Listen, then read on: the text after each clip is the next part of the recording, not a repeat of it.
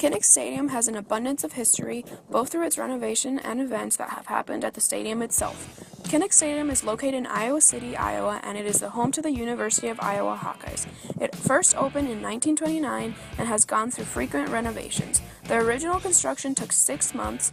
One of the restorations and renovations was worth $90 million, and it took 2 years to complete. The renovation included seats being added to the south end zone in 1956, which then raised the capacity to 60,000. The north end zone was enclosed and the capacity increased to 66,000 prior to the 1983 season. Along with that, the 5-floor press box was constructed in 1958.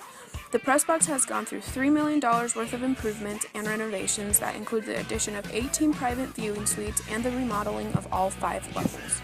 Today, after 3 more expansions, Kinnick Stadium can hold up to 70,585 people. It went from 18 private viewing suites to 47 and over 1,000 club seats. It has 20 miles worth of bleacher seats and is 79 rows high on each side. Kinnick Stadium is the 7th largest stadium in the Big Ten and is one of the 25 largest university-owned stadiums in the nation. Besides being one of the larger collegiate stadiums, Kinnick has been spoken of more frequently because of its way of welcoming its opponents. One of the more prominent renovations that Kinnick has experienced are the pink locker rooms for the visiting teams. Introduced in the late 1970s by Coach Hayden Fry, the pink locker room has been one of the most controversial aspects of Kinnick. At Kinnick Stadium, the visiting team's locker rooms are covered in pink. Pink lockers, pink urinals, pink toilets, and occasionally they get treated with their own pink towels to complement the rest of the pink makeover. Coach Fry studied psychology at the University of Baylor and believed that the color pink would calm, relax, and weaken opponents before facing the Hawkeyes on their home turf. The color of the locker room may be pretty in pink, but the history of the locker room hasn't been too pretty. There have been many issues concerning the color of the locker room and what the color represents. The color of the locker room has been deemed sexist and homophobic by various visiting team coaches, faculty, and even the players themselves, claiming that the color of the locker room was a target at women and homosexuals. Football players were questioned on their feelings over the pink locker rooms. One of the teams that was questioned were the Boilermakers. The Boilermakers were very surprised with their welcoming to the Iowa Hawkeyes football game. Boilermakers had to shower and dress in pink since their locker rooms are completely pink. They had pink showers, pink towels, and pink urinals. One of the football players stated, "It was an experience which players and coaches want to forget, and I think this will live with us for quite a while." Another football player stated, "I think it is definitely insulting. They are definitely trying to incite their opponents, and they are doing a good job at it." On the other hand, wide receiver Brian thought differently. He stated, "It's pink, it's a color." In other words, he thought that the pink locker rooms did not faze him, and he thought it was like any other color. Although the pink locker room seemed like a good idea back in the 1970s, there has been many protesters who believe that the university should either get rid of the pink-colored locker rooms or paint the Hawkeyes players' locker rooms pink as well, just to keep it fair all around. The way that people decided to protest the pink locker room was by dressing like robots. The robots claimed that they were fighting absurdity with absurdity. They believe that the pink locker rooms do not show equality and that painting them a different color would reduce name-calling, especially since homophobic, sexist insults were so big back in the 70s and 80s. Robots stated that the locker room should be painted blue, or better yet, that the Hawkeyes locker room should be painted pink as well. On the other hand, painting the locker rooms pink made the Hawkeye fans support the issue. Hawkeye fans supported the locker rooms by purchasing the colored merchandise and by wearing all pink to the homecoming game. Fans stated, "The University of Iowa has great traditions, and this is one of them." Another fan also stated, "I think it's ridiculous to call it sexist. It is all in good fun." A third fan was also questioned, and they stated, "There are so many more important things going on in the world right now, and it is just ridiculous that so much time and energy is spent on this." Many students were also asked about what they thought about the pink locker rooms. Kim Righty stated that she did not think the color itself was offensive. Instead, she thought that the color associated with femininity was offensive to men.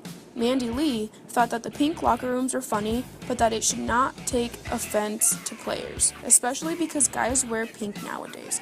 Matt Musil stated, "Personally, I don't think that it is offensive to women. When they built it, it was supposed to be a calming color. It wasn't targeted at women." Jeff Nemeth thought that guys being offended by pink would be equivalent to girls being offended by blue. One individual who was strongly and actively against the pink locker room tradition was Erin Buzovich. Buzovich blogged about being against the locker rooms, even though she was heavily criticized for her blog. She used Hayden Fry's book, A High Porch Picnic, which states that pink is often found in a girl's bedroom, and because of that, some consider it a sissy color. Buzovich decided to use this in her blog to support the points that she was trying to make. Buzovich stated that putting your opponent in a pink locker room is basically saying you are weak like a little girl or weak like a gay man. She claimed that the pink locker room was another way of saying sissy and girly man. She decided that she would present her criticism to the NCAA committee. She decided she would compose a detailed report of Iowa's compliance of NCAA's regulations, since sex equality is one of the areas that the NCAA was investigating. Buzovich was not the only person who was against the pink locker rooms. Jennifer Modesto, which was the director of the University of Iowa Equal Opportunity and Diversity, offered her office as a witness to help Buzovich in her case, because she also thought that the pink locker rooms were unnecessary. Jill Galding was also against the pink locker rooms and decided to leave the university because of how the locker room issues played out. Galding first spoke out against the locker rooms in 2005 because she believed it was an inappropriate aspect of Kinnick Stadium's renovations. She also believes that the issue was left unattended to and therefore has been dormant since 2005 because of the lack of leadership that the issue had. Galding claims to have sent emails to the UI president, Sally Mason, but to this day has not received any response. According to Galding, the university wants little to do with the locker room issue and that they believe that if they continue to ignore the problem, it will eventually go away. The pink locker room tradition is still standing strong inside of Kinnick Stadium. This tradition is strongly defended by a majority of Hawkeye fans, which is clearly seen in the homecoming videos. Although it is defended by many fans, there are people who believe that it is not as good of an idea and that it can easily be misinterpreted. The pink locker room issue has had many pros and cons, and in some cases, the cons have overcame the intention of the pink locker rooms. Even though it is seen as a tradition to many Hawkeye fans, it has also been remembered as a terrible and hard time, especially for protesters who were in a similar situation as Erin Buzovich. This tradition seems to have stuck with many of the renovations that Kinnick Stadium has gone through, and it even has had additions to the original project.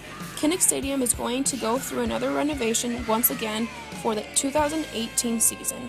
It will be interesting to see if this tradition of the pink visitor locker rooms will stay as a part of Kinnick Stadium or if it will be discontinued.